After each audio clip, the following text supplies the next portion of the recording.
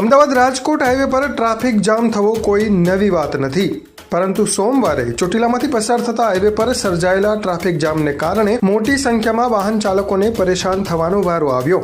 Chotila highway પર 6 લેનની કામગીરી ચાલી રહી છે, પરંતુ આ કામગીરી કોઈ પણ નીતિ નિયમ વગર, ડાયવર્ઝન આપ્યા વગર, દિશા સૂચક બોર્ડ મૂક્યા વગર તેમજ સાવ મંદ ગતિએ ચાલતી હોવાનું અને તેને કારણે અવારનવાર ટ્રાફિક જામ તેમજ અકસ્માતો પણ થતા રહેતા હોવાનું લોકોનું કહેવું છે।